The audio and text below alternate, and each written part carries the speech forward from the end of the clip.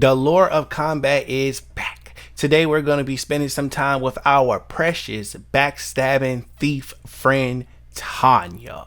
So I hope you got some time on your hand because this episode is going to be good. We're going to get into it right after this awesome intro. Let's go.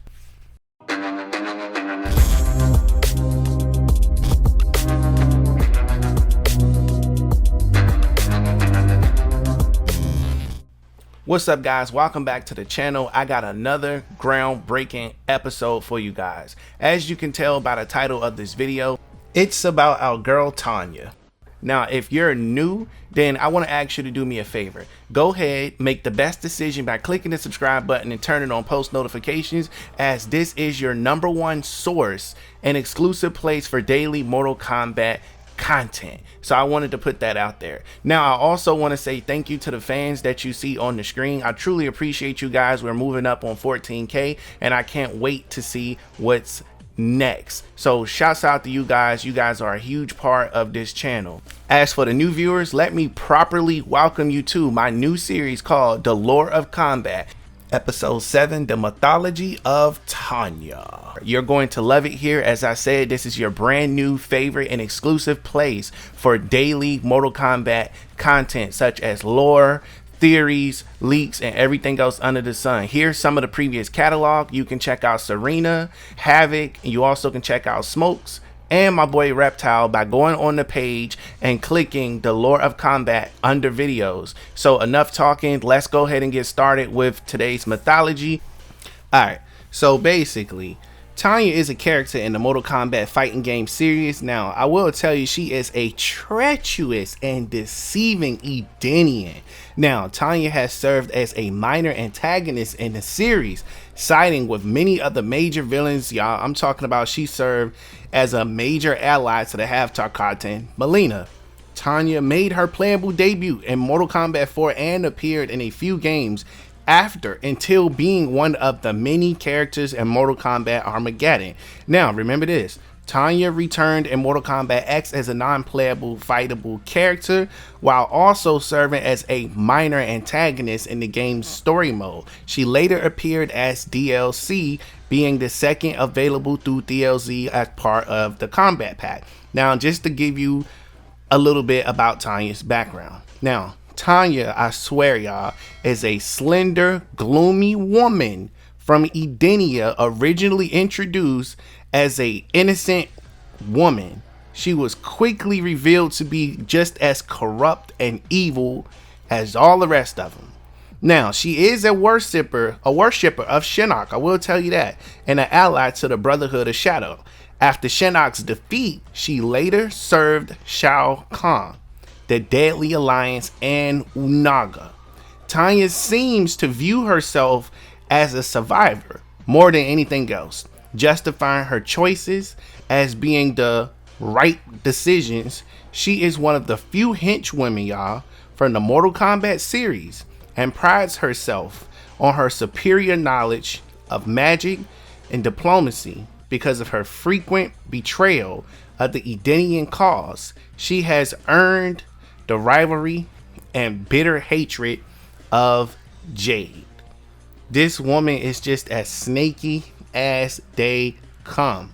Now let's go ahead and just basically kind of walk through. We're gonna walk through the timeline. That's what we're gonna do. But before we do that, let's go ahead and get the basics out the way, shall we? I'll tell you this. Now, her full name is Tanya. She don't have a last name, but I'll give you a fun fact. The name Tanya is actually the name of Ed Boon's sister, and that's where he got the name Tanya from. Now, as mentioned, she is a traitor of Edenia, and her occupation, she is an ambassador to the realm of Edenia, worshipper of Shinnok, member of the Brotherhood of Shadow, enforcer of the Deadly Alliance, minion of Onaga the Dragon King, ally of Mileena, a dragon caller. Basically, what I'm saying is, she wanted to rule a realm of dragons that she can summon and use them to conquer realms all by herself. That's why she wanted to be the dragon caller. Now, when it comes to powers, like she's skilled in martial arts, pyrokinesis, magic, and she also has a skill in trickery. And she's very sneaky, conniving, and cunning. And her expertise is in diplomacy, as I said earlier. But she's also skilled in using her kabujitsu, her weapon. Now, her hobby is furthering her own power and agendas and backstabbing people in the back throughout the week and twice on Sundays. That's just what she does. Now, her main goal is to gain profit for herself and survive at all costs, help Mileena reclaim the throne of Outworld, gain and claim the godlike power of Blades to have the ability to control dragons and subjugate the universe to her rule, which she both failed at, might I add. Now, her crimes, a lot of you are probably wondering, what crimes did she actually commit? Well, treason for one, murder, theft, aiding and abetting, mayhem, destruction, vandalism, and mafleet. And she is the type of villain that has self-serving traits. That's just the way she is. And for those of you that don't know, she was voiced by Jennifer Hale. And if you really don't know, Jennifer Hale is the person who plays Sedusa and the Princess Morbucks in the Powerpuff Girls, Rojo, and in Ben 10. Now, Shannon Lucas in Scooby-Doo, Moon, Monster Madness, Electo in God of War Ascension, and Black Knight in General Rex. So her voice actor is really out here putting in that work. We love Tanya, even though I'm talking smack about her right now. Tanya is one of my favorite characters because I don't see her like that. So she's definitely on my list of characters that I hold near and dear to my heart. Now let's go through the timelines. We're going to start with the original timeline. Tanya first appeared during the events of Mortal Kombat 4 as the daughter of Edenia's ambassador to New Realms. She invited a group of refugees fleeing their own world into the peaceful realm of Edenia. However, the refugees are actually a disguised Shinnok along with Quan Chi and their sinister Netherrealm forces. Though Tanya pretends that it was a tragic accident, she had in fact, y'all, been working with Shinnok all along, the same way she set up Liu Kang and got his muffin cap peeled back blue by Shinnok and Quan Chi. Now, thanks to Tanya, y'all, and her treachery, Shinnok is free to wage war against the gods who banished him to the Netherrealm, I should say. During that time, she attempts to lure Liu Kang into a deadly trap, but fails. Shinnok's power base is soon destroyed, and with her master gone, Tanya, now revealed to be the traitor of Edenia, flees to Outworld. She helps Shao Kahn briefly manage his army, imprisons Queen Sindel, but is defeated by Earthrealm's martial artist Shujinko. Shujinko put hands, feet, and magic on that woman. Now, years later, Tanya resurfaces as an ambassador for the Deadly Alliance, an enforcer imposing their will on the people of Outworld. But when the Deadly Alliance crumbles, Tanya finds herself alone once more. She is captured by Baraka, who gives her a choice: serve the newly resurrected Onaga or die.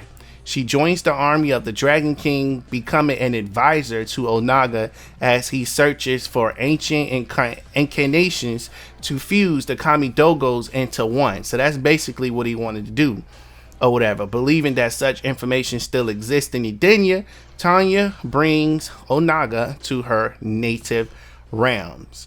Now, in Mortal Kombat Armageddon, for those of you that don't remember, Tanya is present at the final battle within the craters of the Edenian Southlands. She fights for the forces of darkness, and she is seen fighting her fellow Edenian rival Jade. She dies alongside the rest of the combatants. Now, we make it over to the alternative timeline.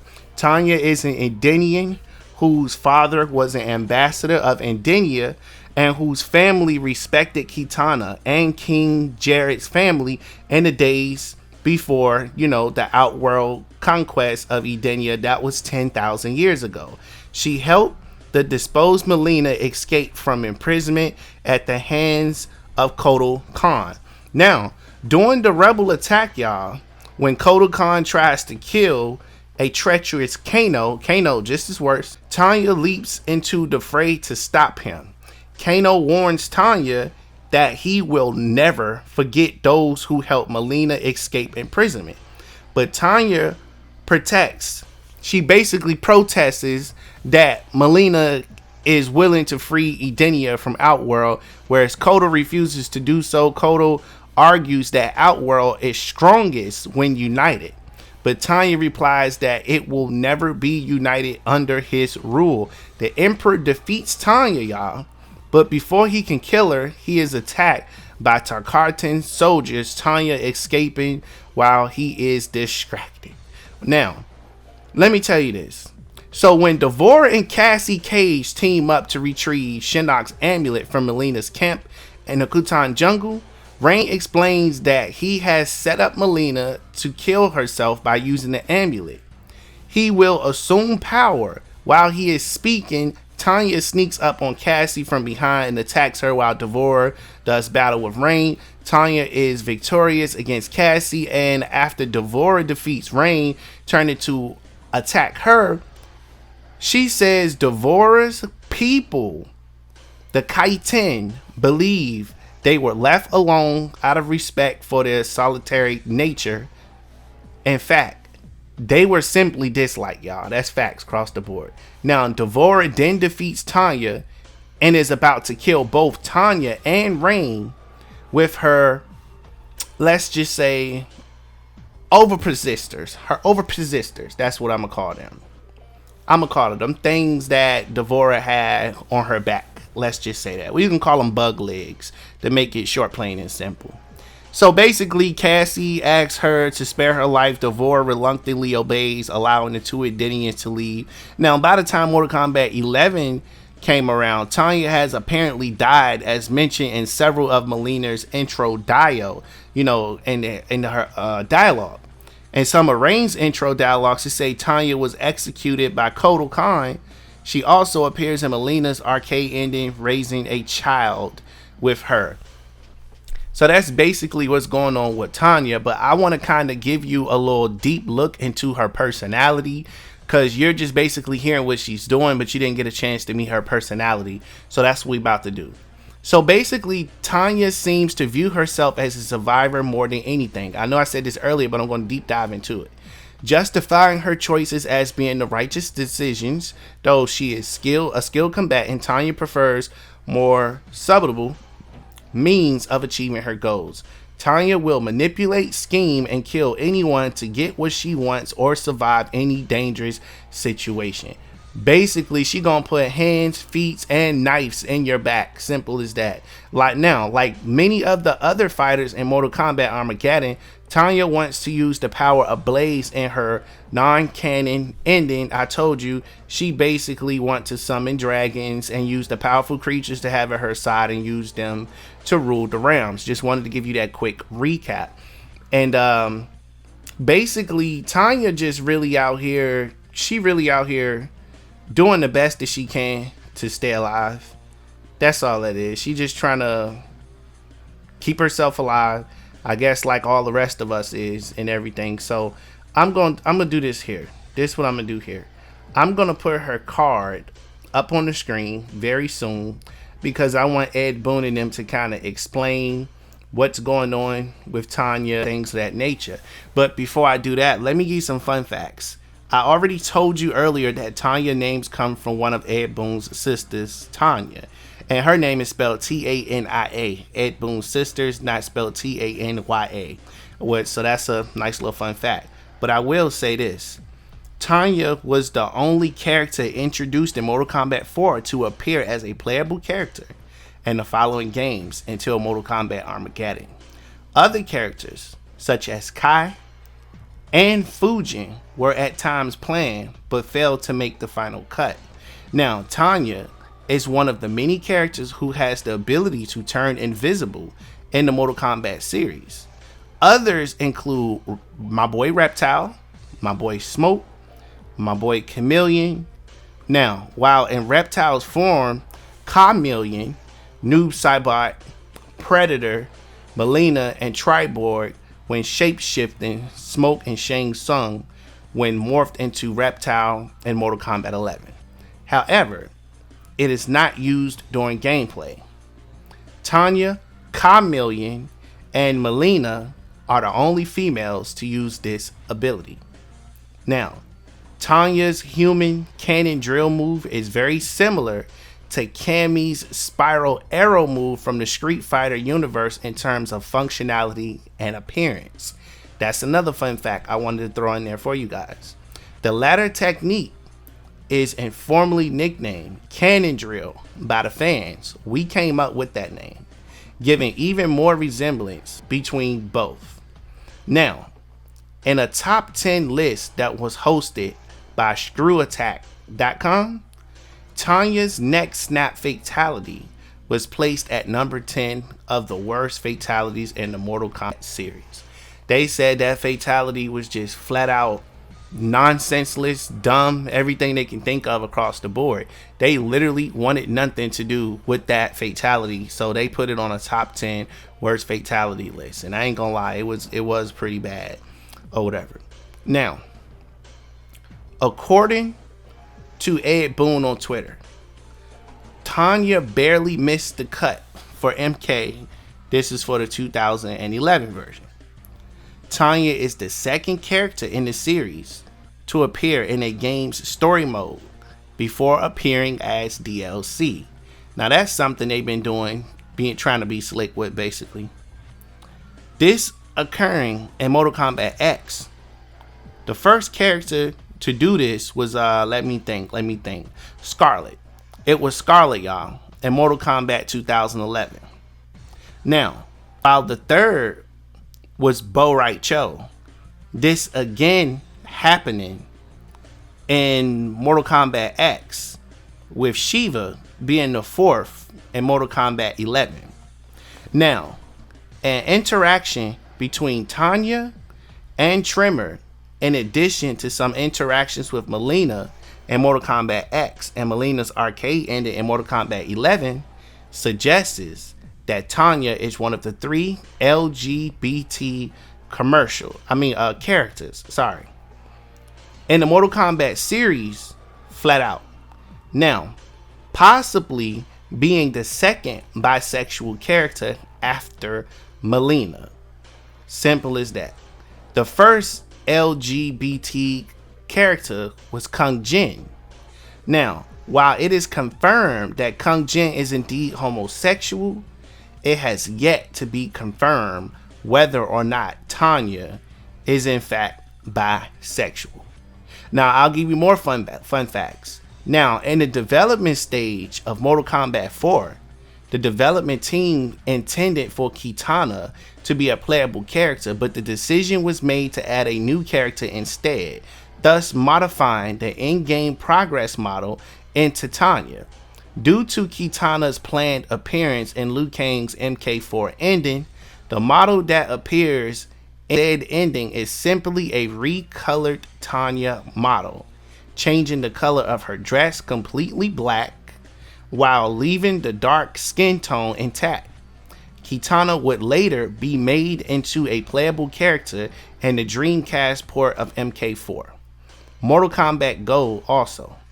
Although her model in this game reuses her ultimate Mortal Kombat 3 design and contains no traces of Tanya. So basically, y'all, just to be clear, she was supposed to be in MK4, but she didn't make it until MK Gold. That's how Kitana ended up in it, because they wanted to give a new character opportunity, which I strongly appreciated. Now, when it comes to deceptions, in Mortal Kombat Deception Conquest mode, Tanya is one of the 2 characters, the other being Cabal, who will attack Shujinko if she's bumped into. Normally the aggressive character, they gotta be punched by Shujinko before they swing back. Now, in Mortal Kombat Deception's Conquest mode, with the help of Shujinko, Tanya found a cave in Outworld to use to trap Liu Kang in. However, Shujinko can also find Liu Kang to warn him about it. This is basically a reference, y'all, to her MK4 ending, where she succeeded in luring Liu Kang into a trap where he is killed by, Shinnok. Now, in her Deception bio card, which I will show here soon, it's mentioned that her boomerang from the 4 and Gold era was initially planned to reappear for unknown reasons, it was scrapped from the final product in the combat, in the combat card. She is also seen wildly as Nagnata as her weapon, basically. But before the game's release, this weapon was also reassigned to Hataro. Later on in MKX, Tanya would use the Nata in one of her variations, basically. Now, Tanya's weapon in Deception in Armageddon, the Kobujutsu, was simply known as Tonfas for, for short, in earlier stages of development. Now, the Kobujutsu will remain visible after Tanya has turned invisible. The only way to use them, y'all, was basically during invisibility and at the end of a combo when she's invisible to not be seen. Now, when it came to Mortal Kombat 2011, Kitana can be seen chained up in Shao Kahn's Coliseum. However, if the player chooses Kitana, Tanya will be chained up in Kitana's place. Tanya's design is unchanged from her appearance in Deception and Armageddon. Now, when it came to Mortal Kombat X, Tanya reappears as one of the 5 non-playable characters in the game's story mode, the others being Baraka, Rain, Sindel, and Shinnok's corrupted form. She will later be added to the game as the second fighter available in the game's first combat. While originally advertised to appear identical to her story mode counterpart, Tanya received an entirely new moveset, special attacks, and gained an X-ray for her DLC appearance. Her original story mode appearance is only playable through hacking. Now, the interaction between Tanya and Kung Lao is a reference to William Shakespeare's Romeo and Juliet's opening scene, y'all. However, instead of biting thumbs, Tanya acts as if Kung Lao tosses his hat at her, which he responds with, "I do toss my hat," leading to her to respond to say, "If you do, I am for you." As Tanya and Kung Lao had no previous interactions, that was just basically, for comedy effect. You know how NetherRealm do it. Now, the interaction between Tanya and Kung Jin would have Jin rejecting Tanya. This, followed by a scene in the story mode between Raiden and Kung Jin, will lead to the speculation that Kung Jin was the first homo character in the Mortal Kombat series. This was later confirmed on Twitter by, I think his name was Dominique, that Jin is indeed homosexual. Now, Tanya is one of the 2 characters whose X-ray attack who was only able to be performed while being airborne, other than Takeda. Now, Kitana's X-ray, just for a fun fact, could be activated in the air. However, you can do that on the ground too. But when it came to Mortal Kombat Mobile, Tanya is one of the few characters to receive an exclusive reskin in a mobile version of MK not featured in the main game she is playable in. She is also one of the 3 DLC characters from Mortal Kombat X to receive exclusive reskins, the other being Jason and Goro. Now, Tanya was originally one of the 3 characters to inflict lethal damage, that being her Jitsu card. The other 2 were Circle of Shadow, Liu Kang, and Nightmares Freddy Krueger. So those are all the fun facts I wanted to throw on you right there real quick. But I am going to say I'm looking forward to seeing what's going to happen at the Video Game Awards December 9th to see if we're going to get this Super Mortal Kombat game, because that would be fantastic. We all would love to play with Tanya at least one more time. I honestly feel like she can use more time on camera. I'm tired of seeing the same characters get all the love. You have a roster of over 80 characters, and you should start putting some respect on those 80 characters' name, because they need to be represented also. Now, I'm going to be doing more Lord of Combats. I got some requests for Darius, Hotaro, Draman, Meat, and a few others, which I will be doing. But let me go ahead and pop this combat card here on your screen, and then we're gonna pay some bills and get y'all right on up out of here. So check out her combat card. I'm gonna let Ed Boon and his team go ahead and take over from here, and I'll be back with my commentary. Real quick, if you haven't done so, make sure you smash that subscribe button and turn on post notifications for more content.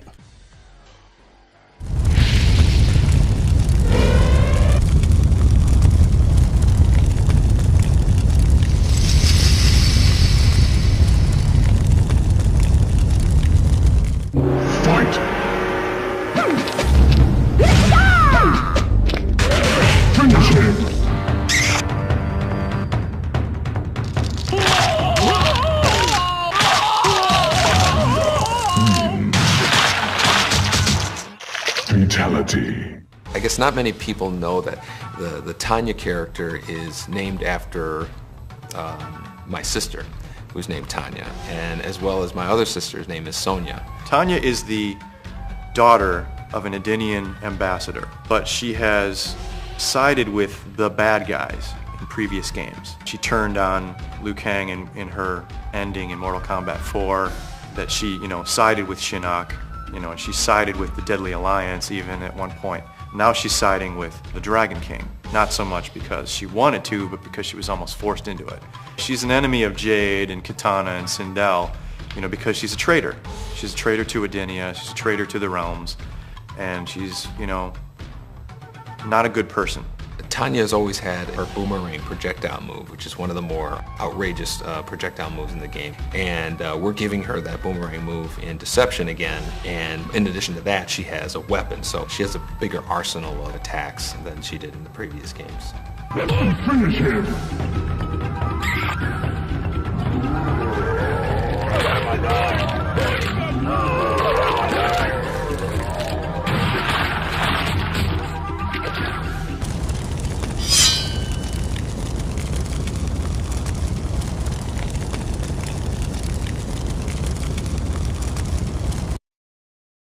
Definitely a huge shout out to NRS and Ed. They did an amazing job on this character. I think the background, the lore can be a lot better. That's just me personally. But look, so I want to talk about this community tab a little bit to show you how to engage. So pay attention to this real quick because this is going to be very important. Trust me. We're going to do this here. I'm getting ready to put something up here on your screen. So if you're away from your screen, now is the time to come to your screen so you can see what the heck I'm about to show you.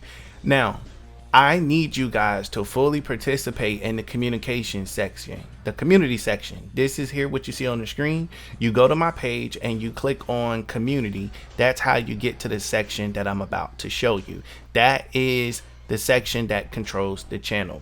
I want you to know that you are in full control of the content that is placed on this channel. I post polls, I post a lot of fan lore and a lot of nice pictures and stuff about Mortal Kombat on that section. So make sure you come over there to vote. Actually, I'm gonna put this right here on your screen.